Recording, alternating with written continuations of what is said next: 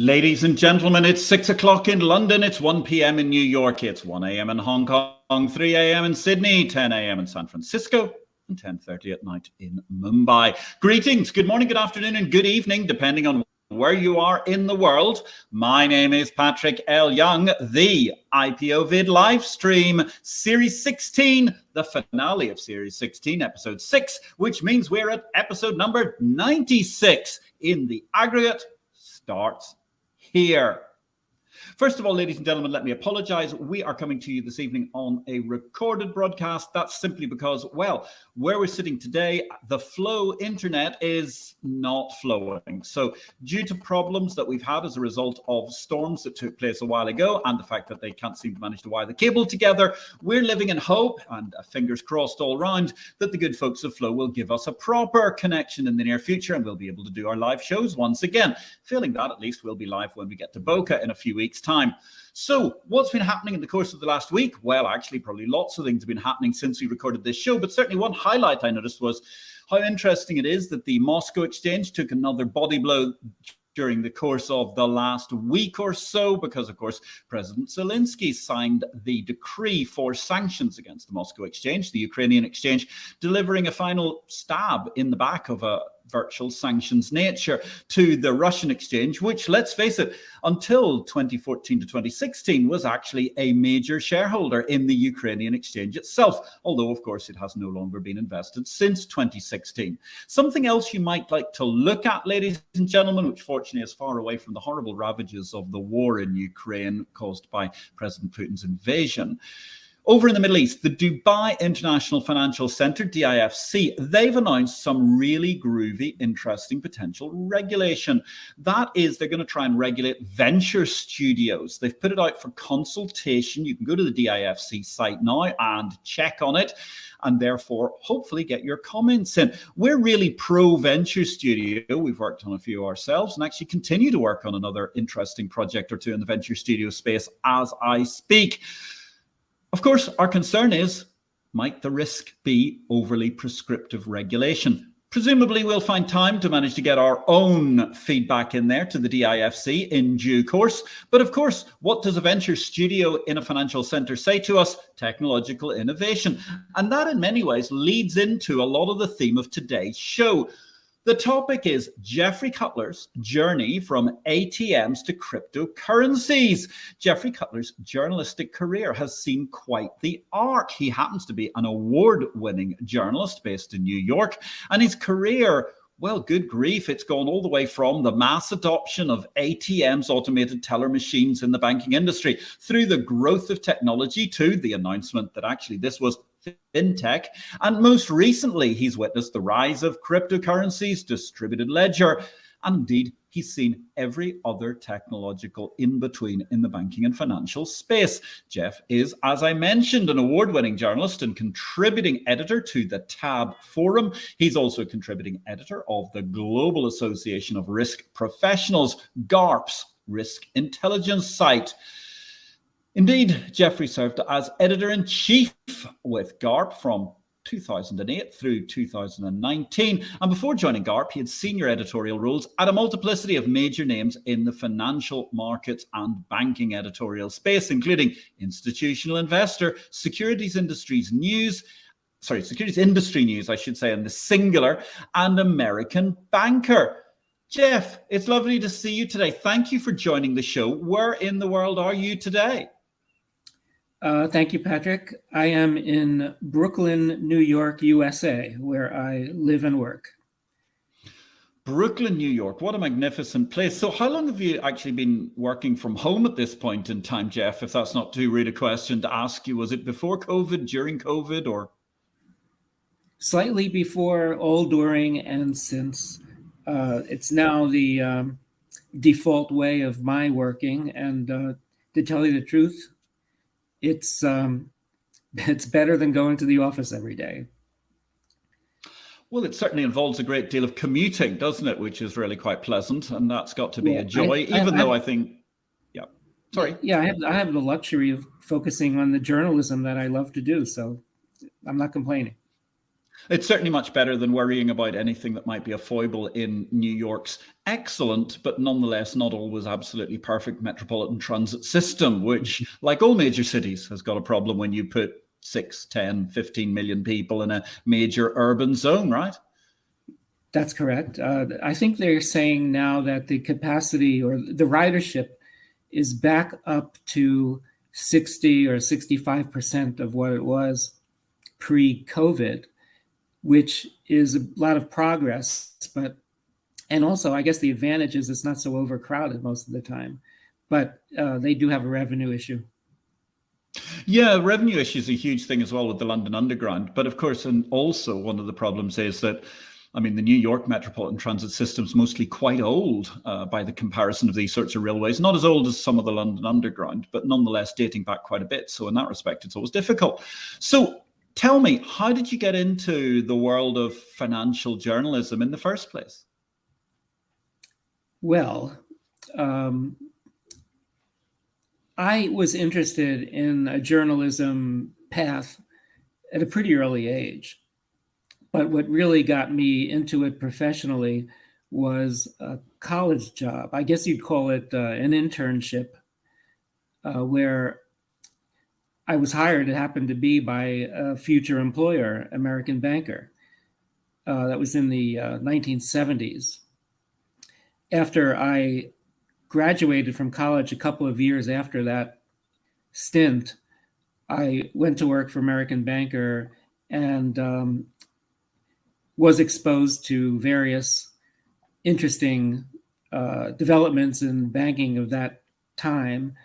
1970s was a period of inflation and stagnation and a lot of debt and international banking crises that were brewing.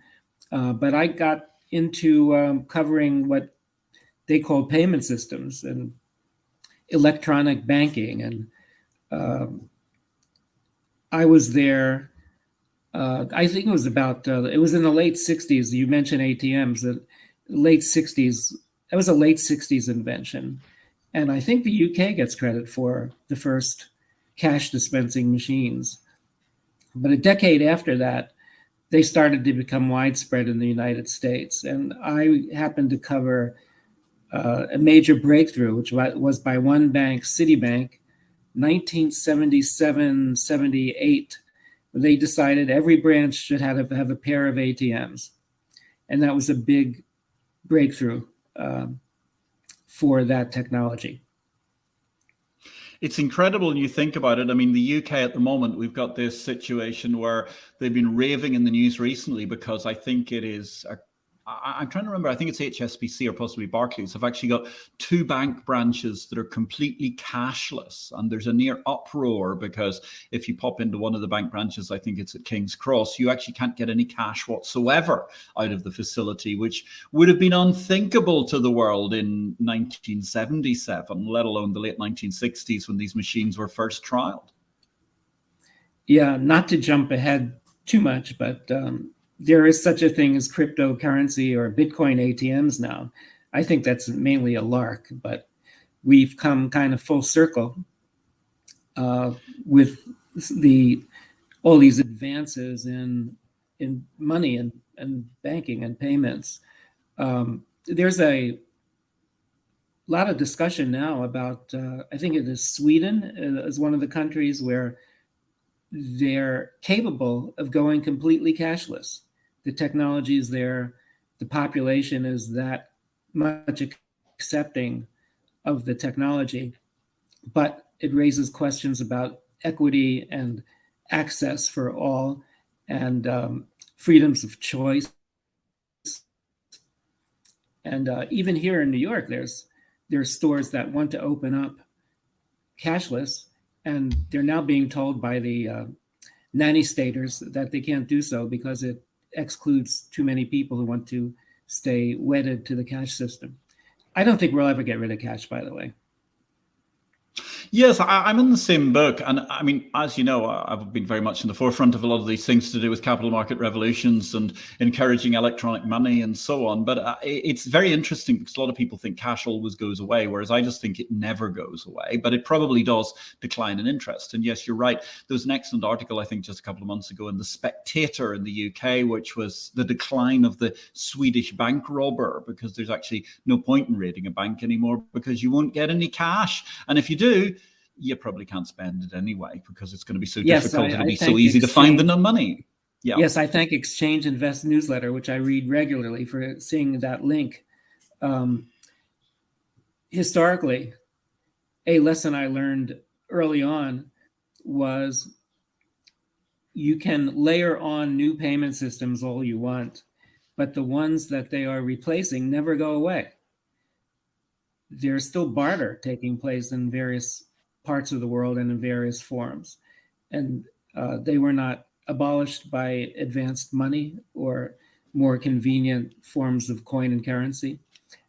And I don't think any payments revolution is going to eliminate whatever generation of payments went before. Yeah, I think that's a very good point. And I mean, it's much like technology. You look at it, I mean, at the moment, the United States of America has seen an explosion in the course of the last few years in ham radio licenses, where lots of people are very interested in shortwave radio, a technology which really makes no sense whatsoever in many respects in the digital age, but nonetheless is seeing a lot of people who are going to be enthusiastic about it. And you look at the equestrian economy, where, okay, day to day, the number of working horses is, well, pretty few in number, but the number of people who are interested in equestrian activities as sport is huge. And I think actually we're going to have a great show coming up in a few weeks' time. We're going to be talking about coins and money with one of the leading lights of the Malta Numismatic Society, precisely because it's just such an interesting area. So indeed, so you were around Citibank, or at least you were around at the time. Citibank are putting in 2 ATMs into every bank branch at that point in 1977, 78. They announced that. And therefore, how long did you stay with American Banker, and what else did you find to write about as technology started to ratchet up? I stayed with American Banker in that first stint for only about 5 or 6 years. And I went to work for a consulting outfit that no longer exists, but that hired me to put together a newsletter for them. I came back to American Banker a couple of years later. By then, we were in the mid-1980s. And a big event in the banking and payments world at the time was ATMs were no longer proprietary, that networks were being formed and interchanges between banks were allowing you to use an ATM anywhere. That part of the revolution happened pretty quickly, but it was a major change in behavior for the banking industry, especially in places like the US, which is rather fragmented historically. Geographically, banks historically were confined to a state or a geographical region, and we got around to interstate branching, interstate banking, and now you can't tell the difference really. Banks are as common as fast food places all over the country. ATMs are a commodity, but there were other developments. The ability to use your ATM card as debit cards at the point of sale, that was once a new thing. Even if you step back a little bit, I was thinking about this earlier, in the context of financial innovation. It was a really big deal when checks became paper checks, which of course haven't yet been fully displaced, became machine readable with magnetic ink characters on the across the bottom of the check document. That allowed the industry to get beyond manual handling, and machines read at pretty much 98, 99% accuracy rate what was on the check. That was an incredible moment, actually, when you think about it, because also, as I remember, there were a few fascinating libertarian individuals in the course of the last 20 years who were protesting wildly because the banks would not accept them just writing their own checks with all the appropriate data, which actually technically was still legal, if I remember correctly, at least in some states, that you could actually just draw up your own check and sign it and then have it presented to the bank. But obviously, people had to get commoditized because of machine readability, which, yes, all of that sort of fascinating stuff of the mid-70s that was very old, clunky, and expensive, and only available for big institutions, like electronic petrol pumps that we talked about with Colin Howard, who was a guest on this show, good grief, about 80, 90 episodes ago. It really started to revolutionize life out of the analog. Convenience stores, petrol stations, they all had supermarkets. They all had a lot to do with the spread of electronic payments. There were, I guess you see this in the progression of any innovations. There are always old school people who question whether we should go there. And I remember in a conference that I attended, I can't place the year exactly, but there was a bit of industry backlash against some of the more fanciful experiments in remote banking and the use of cards and direct deposits and things like that. And a guy got up at a conference and he said, wouldn't this be an amazing thing if you could just take out a piece of paper, write a payee on it and an amount of dollars, sign it and give it to that person, and it will work as money? So I guess if you go back far enough, this industry's been innovating continuously. And I'm also recalling a comment made by the late Mr. Paul Volcker, who has a impeccable reputation as a central banker. But in his latter years, after the mess of the global financial crisis in 08-09, there were a lot of questions about so-called financial innovation and had it gotten too far off course. Certain financial engineering activities were being blamed for the excesses of the crisis. And Volcker said publicly that there hadn't been a great financial industry innovation since ATMs. He got some backlash for that, but he was trying to make a point. I think he makes, though, quite a good point, because the one thing about an ATM was that it genuinely radically changed the perspective for everyone, because whether you were a business or whether you were an individual, it wholly changed your relationship to money, because you no longer had to queue in a bank branch for perhaps minutes or hours, and you no longer had the same degree of danger because you weren't carrying cash, et cetera, et cetera. And I mean, obviously, card fraud and so on remains an issue to this day, but the ATM really did revolutionize the ability for people to manage to get in control of their own money in so many ways, and paved the way for the modern banking application that's on our cell phones and so on. So you spent 5-6 years with ABA, with American Banker, and then where did you go next in your career? My next big move happened in, I guess it was the turn of the century, 2000. I went to work for Institutional Investor, which still is a major institutional buy-side focused magazine. They're now publishing online, but it was very much a paper product when I was there, and tremendous reputation and following on Wall Street. Had a tradition of excellent journalism and some investigative reporting, and it carved a niche that didn't really exist before it existed, which was 20 years before I got there. So we had the opportunity to make more of a statement in terms of technology in the financial markets.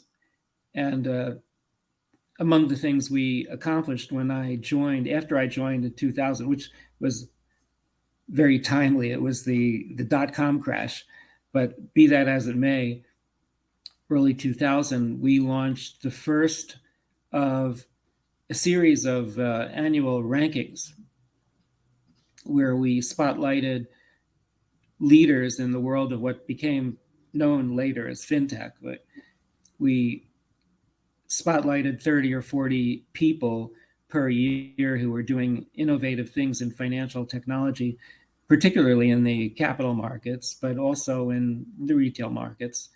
And we grew that feature from there. It wasn't just about executives of major financial market institutions.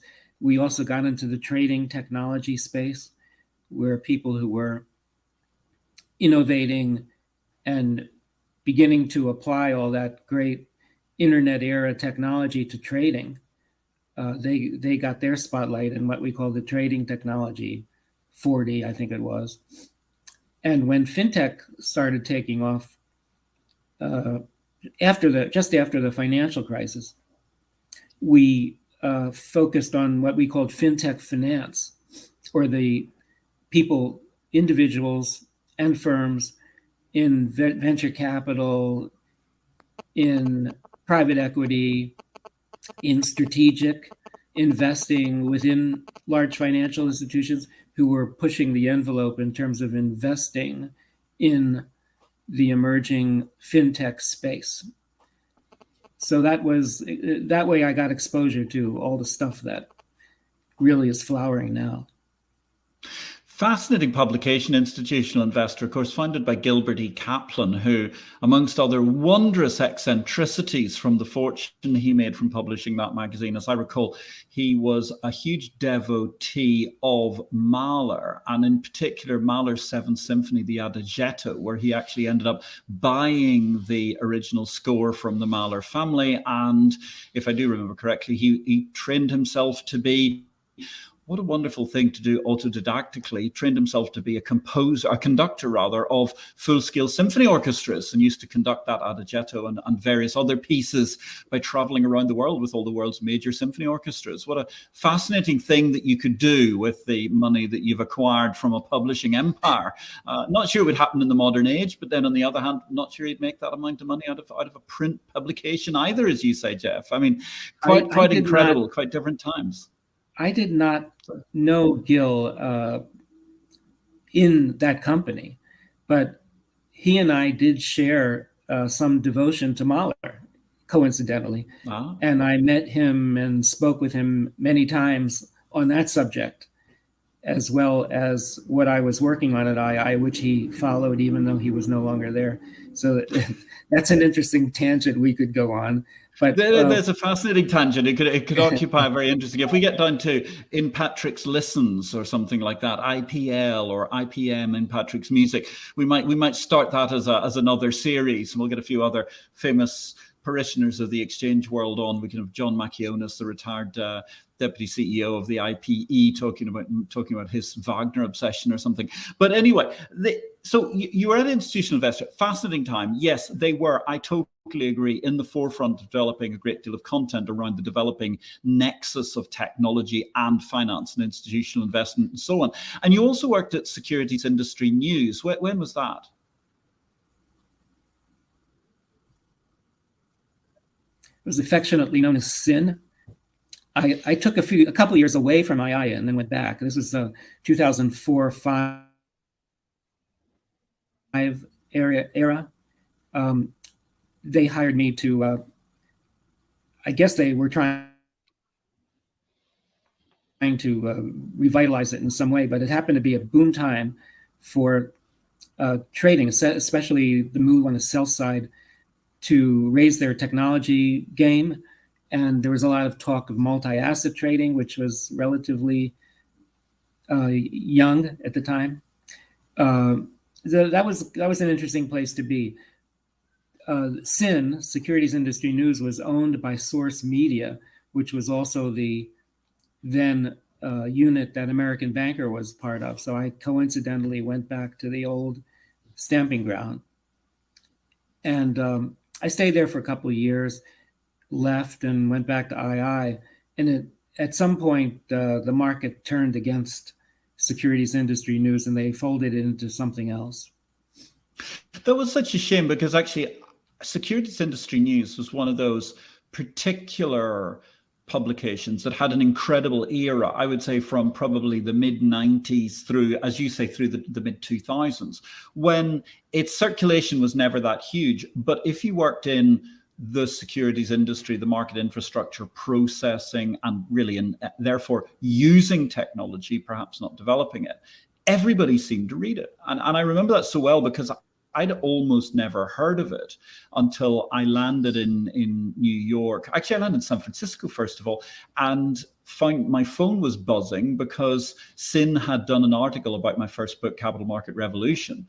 And actually, it was the single article that probably got the most publicity for that book ever in terms of direct contact, which is incredible when you think about the same book was on Sky TV, BBC TV, lots of major league channels. It was in the Financial Times. It had huge write-ups elsewhere. And yet it was actually SIN that really was effectively the G-spot nexus of the technology use case scenario in financial markets processing at that time. And that's why I have a very fond memory for it. And it's so sad that I don't quite know what happened, that things went awry, but it just lost its way along the line in the later 2000s. Well, that brings to mind something that is probably common to us in the journalism profession. We like it when people read our stuff, and we like to know that they do. And you're right about SIN. Whatever the numbers were, we got the sense that people were reading it, and we got feedback. Yeah. We knew it was there. I had that same experience at II, by the way, institutional investor. I can totally believe that. I totally believe that. I mean, I think II had incredible reach as well. I mean, it has had as a publication, no argument. Yeah, I don't want to cast aspersions about American Banker, because it had its impact, especially in the hinterlands. It went to everybody, and I might go to a conference sometime and everybody will say, "Oh, you're the one who wrote that," or that sort of thing. But the way that demographic worked, you didn't get immediate feedback. You put stuff out in the world, and you knew people got it, but you wondered what their reactions were. As over time, you start developing relationships, you hear from people, you have conversations. But in the capital markets world, or I don't know however you want to define the space, there's dialogue there. The people react, they hear from them, and it happens. I noticed it at II immediately, and it happened at SIN, and to some extent, it's still happening as I got into the risk management world. Well, certainly, I mean, going to GARP, and I totally agree with you. I think institutional investor and SIN had incredible user interaction. And I think American Banker is amazing, but it's just that given the huge number of people who read it, it doesn't necessarily feel quite as if you got so much per head or per capita in terms of the interaction. But so you went into the world of risk management. You arrived at GARP. Now, that's a fascinating organization of, let's say, somewhat nerdy individuals who are fascinated by the entire world of risk. And you got there just as we were going through another exciting revolution in how people thought about risk. Yes, the crisis of '98 changed a lot of things when it comes to risk and risk culture. And I was frankly brought in because they wanted to GARP, this association, which was doing very well because of the demand for risk and risk education and risk talent. They wanted to make a position statement that this is not just for nerds. risk management is to be a mainstream concern that people can speak English about and communicate real ideas and accomplish real things with. And it's not just about equations and Greek letters. And GARP had a longstanding academic style review. It came out quarterly. They just simply redesigned and rebranded it. And that's when I came in. And we changed the content. We created a new mix of content. So it was more like a magazine. We continued to have some of the quantitative and more academic features, but for the most part, they were so-called back of the book. And in the front of the book, we put people and feature articles and guest pieces and things like that. But op-eds and in a glossy format. And I think it served a purpose.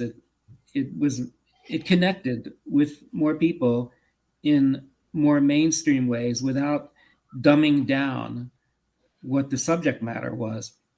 And risk management in that time period, the early 2000s, the early 2010s, risk management became so mainstream and so in demand that it got to the point where chief risk officers not only got a seat at the table in the executive suite, which they didn't have several years before, but chief risk officers are now, they sit alongside CFOs and COOs, and there are some people who still believe that CROs have made the leap to become candidates for CEO positions when they open up. It might be a bit arguable, or it needs to be, that discussion needs to be a bit more nuanced. But the fact is, CROs have achieved parity with, or a peer relationship with, people they once were not peers of. Yeah, I think that's a very good point. And I think also, if I may say so, you're possibly slightly underselling your legacy at GARP, because I completely agree with you. I mean, the original GARP academic style of journal which came out, which were incredibly worthy and thoroughly useful for many people. But frankly, I mean, for someone like me who actually has traded a great deal in his life and has endeavored to do a great deal to manage their risk, what I discovered was that I could understand the Greek letters as a result of 3 years of learning ancient Greek as a schoolboy. But other than that, it all seemed rather bamboozling. Whereas actually your ability to break down a lot of the serious topics and put it on the agenda was really, really important. And I think that's something that, for example, was writ large in the 2007, 2008 crash and crisis. And my absolute favorite tale there, which I think I've already said on this story, but I'm going to say it again. You know, Prue Leith, who's one of Britain's most famous chefs, television presenters. She presents Britain's pretty much most sacred program, the Great British Bake Off. She was famously invited to be a director, I think it was VHBOS, Halifax Bank of Scotland. And she went to the board and she read all the board papers. And they'd given her this 150, 200 page declaration of derivatives risk and what had gone on. And it was utter gobbledygook from start to finish. And she tried to read it about 5 times and she just gave up. So she sat down and she sits down at her first board meeting, puts this out. The director next to hers, he sets his out, but his is a completely virgin, untouched copy. And she looks at him and she says, I tried to read that. It's completely impossible. I don't understand a thing. And this guy just looked at her in a sort of a rather sad and patronizing way and mansplained to the effect of, well, no, neither do I understand what it says. But, you know, these are the people who are making us money, and sort of patted the pile of papers. And she came to the conclusion, which was an absolutely pragmatic, I think, GARP story of risk. She just looked at this and thought, if nobody understands what somebody's doing, I don't think we're in a great position in terms of risk. And she very politely made her excuses and left the board about 6 months later. And obviously, as we know, HBOS imploded into a crater that probably got closer to the center of the earth than even the incredible boring machine of Elon Musk. So you know, there's a lot you did there, which really helped. I wouldn't say popularize risk, but certainly managed to break down a lot of the barriers and helped the risk industry really communicate, which is vital stuff. Any profession suffers if it becomes too insular, and where the professionals develop their own language and they don't talk to people who really need to know what they are doing and how it relates to the bigger picture. And communication skills, or the ability to impart technical information in a way that relates to what a corporation is actually doing in terms of performance, is now a skill that's it's required of people who get hired into the risk profession, and that's part of the GARP mission, is to help cultivate those skills in addition to the technical ones. And yeah, I would agree that we've come a long way, and I'd like to think GARP had a good deal to do with the change in the culture. I think you're right. I think GARP had a great deal to do with that change in the culture. Absolutely. So if we look at that, and I mean, therefore, let's just complete your next move so we get through your whole career arc. So recently you have joined the fine folks of TabbFORUM. I think you know the boss there and have done for many years. Tell us a little bit about that and some of the interesting reports that you've been doing, Jeff. For TabbFORUM, which is named for the great market structure analyst Larry Tabb, who is no longer there, but friendly with all of us, of course.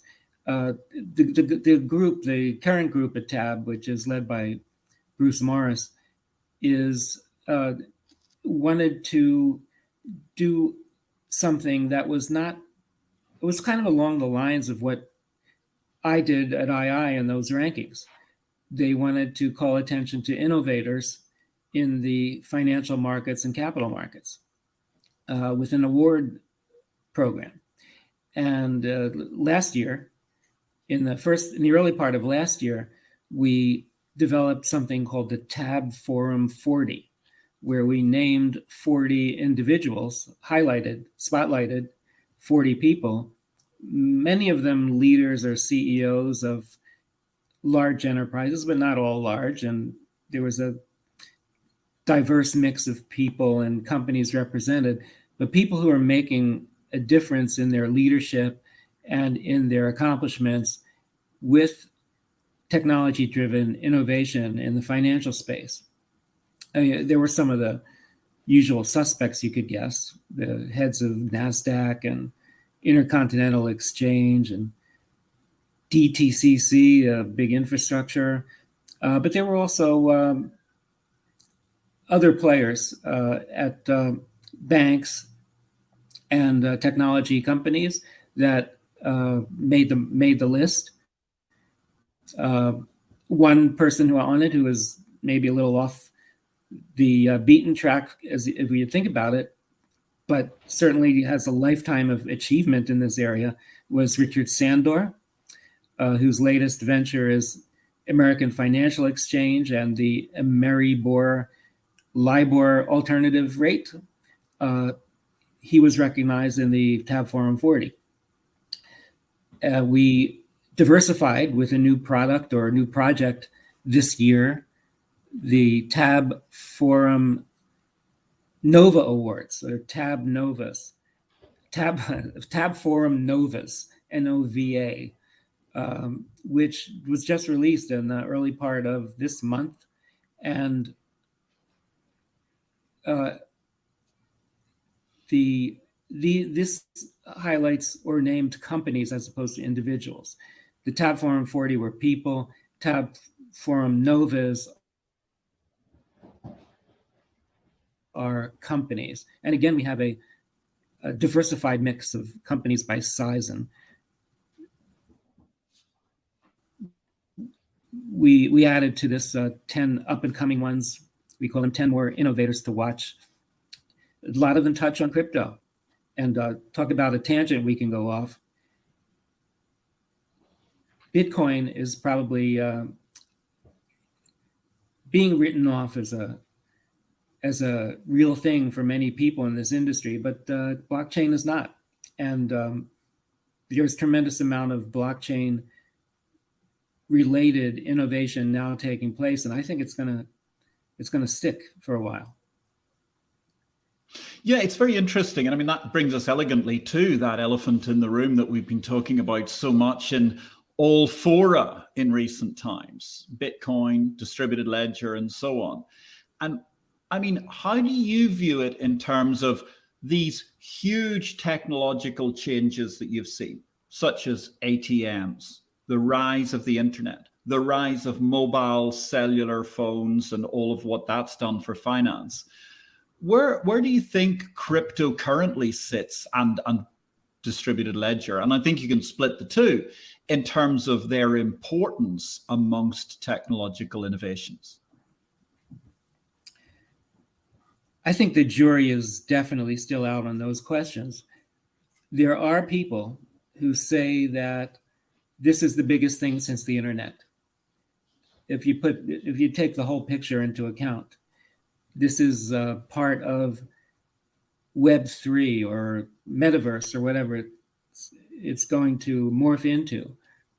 And get on the bandwagon now, or else you're going to be left behind. I am generally sympathetic that we're into something big and big changes are in the works, and it's going to revolve around the blockchain or derivative ledger, distributed ledger technology as it evolves, or as utility is found for it. But I don't think it's going to happen overnight. And how it fits into the coming metaverse or whatever is developing is still to be seen. I was struck by several public comments made by establishment leaders in financial services in the wake of the FTX debacle and the crypto winter, and the general talk that Bitcoin or some of its siblings are going to be regulated out of existence or made a lot more less valuable than they have even been recently. And this leaves aside the fact that Bitcoin's value has rebounded from the bottom, but that's another discussion. In the wake of Sam Bankman-Fried and all that, several people, and I can name names: Larry Fink, David Solomon of Goldman Sachs, among them, have said there's even Jamie Dimon of JP Morgan. They've all allowed that there is an opening for distributed ledger technology to persist and grow and change a lot of aspects of capital markets operations. The CEO of Bank of New York Mellon, who's Robin Vince, recently said, there's no money in this immediately, but we're investing in it for the future, because to not do so would be to be living at a time when it was not a good idea to buy computers for your banking operations. So I listened to that, and it sounds like something of a consensus that distributed ledger technology is something that might pay off down the road, if it's not already beginning. I think we do see some applications that work. On the other hand, we saw a couple that failed miserably. We could talk about ASX in Australia, which had to write off their early investment in DLT to great embarrassment. What do you think was the root of the problem with that ASX digital asset distributed ledger project that has failed to replace chess, which was a wonderful system when it was introduced, but that's getting on for 35 years ago now? I don't know every detail about that case study, but I would raise the question about quality of management and whether they were on top of what was going on there. That was a major system replacement, obviously, and projects like that cannot be underestimated in terms of their magnitude. And somewhere along the line, promises were made that were not kept. Maybe it was a premature decision. They hooked up with digital asset at a rather early stage and were a major boost to digital asset's early reputation. And digital asset today is doing okay in the way that they've repositioned themselves. It's not all about replacing existing back office infrastructure with the distributed ledger, but execution failed in that case. And sometimes we lose sight of the fact that many projects just don't work in this business.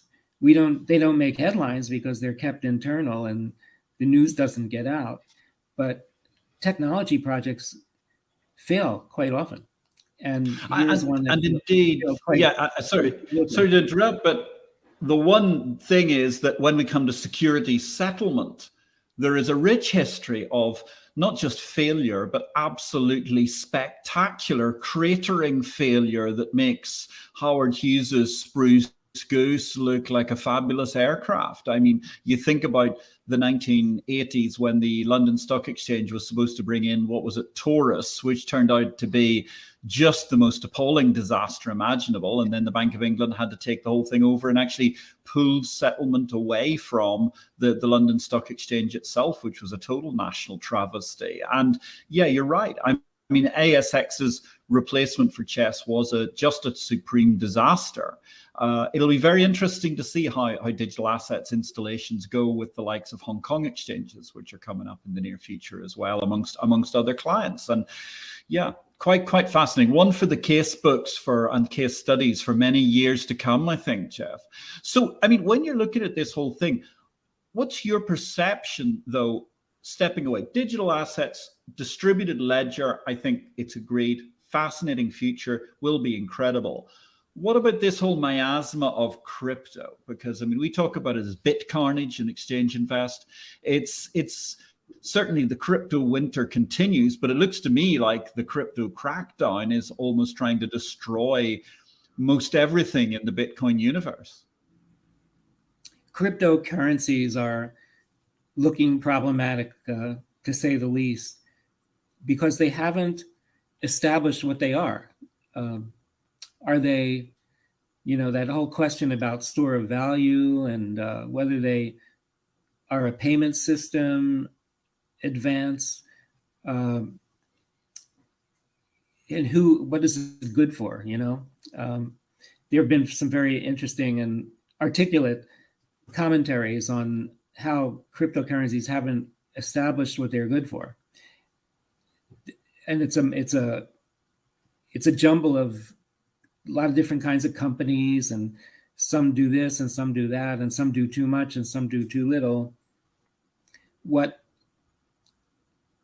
If you go back to the original formulation of Satoshi Nakamoto, he saw it as a payment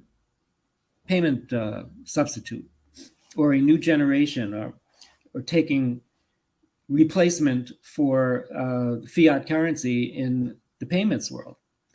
And if they stuck to that and pilot tested it and treated it like a business, it might have told us more than what it went on instead, which was it was open source, and it was decentralized, and it was just a jumble of events that have never hit the ground running in one consistent way. I wouldn't discount the possibility that cryptocurrency can come through this in some form. It's going to be regulated in some way. But it was pointed out by some analysts that in the recent events where regulators are cracking down on certain products like, what is it, BUSD, the Binance Connected stablecoin, which was issued by Paxos. That doesn't look like it has much of a approved future now.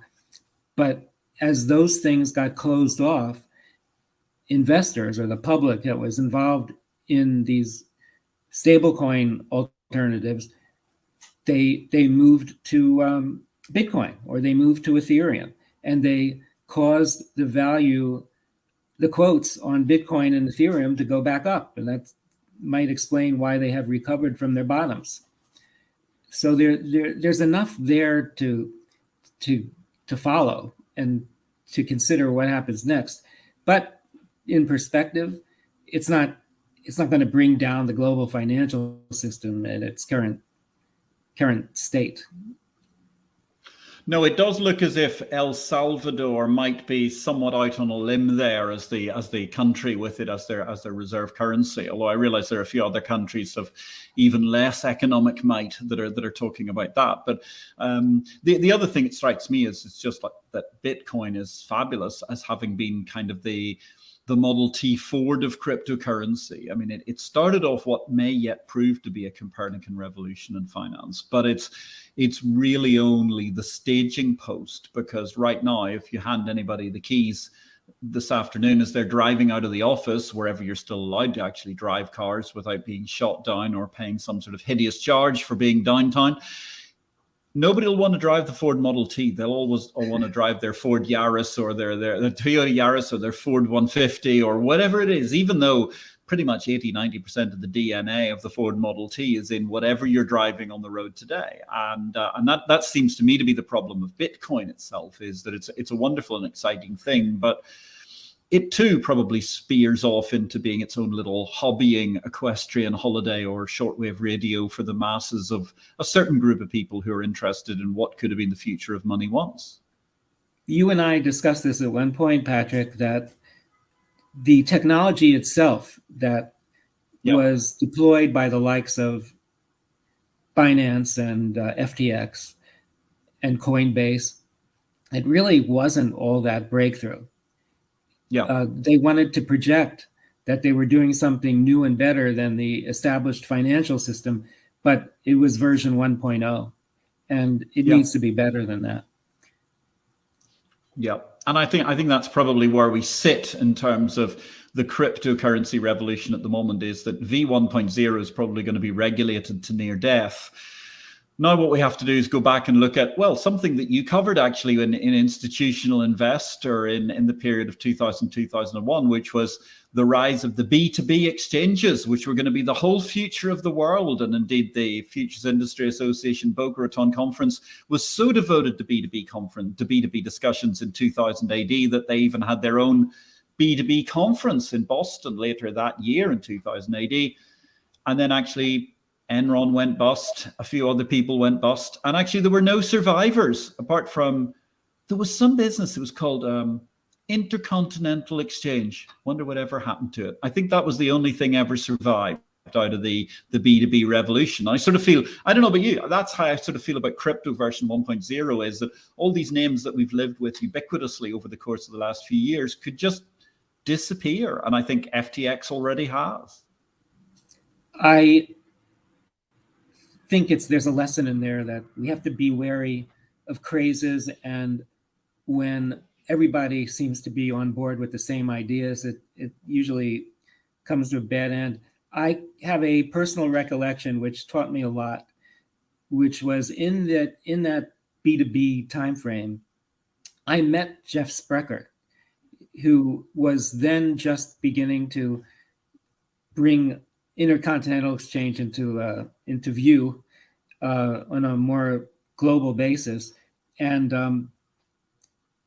Enron was flying, or maybe it just stopped flying so high. But being where I was, I heard a lot about how incredible their B2B technology was, their trading systems and such, and how they were pointing the way toward a different kind of trading future. And I said to Sprecher, is any of that true? Do they really are they set apart technologically, if not by some other matters that are more problematic? And he scratched his head for a minute and said, I don't think so.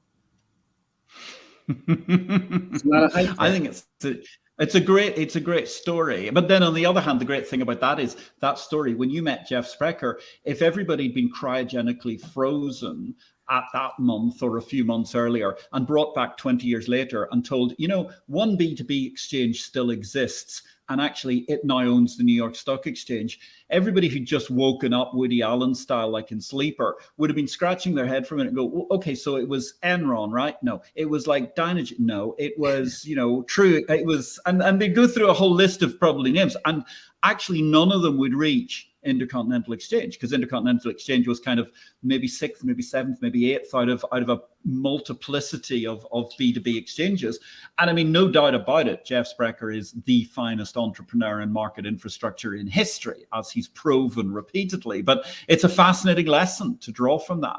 And actually drawing that lesson, Jeff, I'm afraid we've pretty much occupied our entire hour of discussion with this fascinating journey with Jeff Kutler from ATMs to cryptocurrencies. So it's come to the final question. And I want to ask you, Jeffrey, where do you think the capital market revolution goes next? At risk of making it sound like I'm on a bandwagon ahead of its time, I think that we should look at artificial intelligence and what it is capable of contributing to the capital market's future. I am under no illusion that it's where it needs to be. Chat GPT is overhyped, and we've got to figure that stuff out. But what I do have some faith in is in smart people acting proactively to understand AI innovation and govern it correctly and apply it in constructive ways. And as examples, some academic institutions like Stanford has the Human-Centered Artificial Intelligence Unit program. Very smart. Some of the smartest people in AI work there. And they're connecting it to civilization. It's not just blue sky stuff. Cambridge University has the Center for the Study of Existential Risks. I think they're applying to this subject necessary and constructive thinking. And if you put all that kind of stuff together, I think there's a future to AI, and I think it's going to have a positive impact if we learn from it and learn from these people and listen to the right people and apply it well. And on that note, I think that's a great point to end. I totally agree with you. I think ChatGPT is horribly overhyped, but at the same time, it's that sort of breakthrough drug which hopefully helps us to get to the next level of understanding AI in the mainstream. Just don't share your confidential financial information with ChatGPT, as indeed the good folks in risk at JP Morgan began talking about just in the course of the last week or so. So, ladies and gentlemen, this has been a fabulous show. Next week, we're moving on with Albert Menkfeld. He's a professor, one of the leading market infrastructure, if not the leading market infrastructure professor in Europe. We're going to discuss non-standard errors in markets. Threatens to be a fabulously exciting show altogether. That's going to be March 7 p.m. CET, usual time. Let me just say one huge word of thanks to our excellent guest today, Jeffrey Kutler. It has been a pleasure discussing this huge raft of financial innovations all the way from the course of the ATM through to cryptocurrencies. Thank you very much to our brilliant production team today, to Marianne, Richellen, and Janella. My name is Patrick L. Young, wishing you a great week in blockchain, life, and markets. We'll be back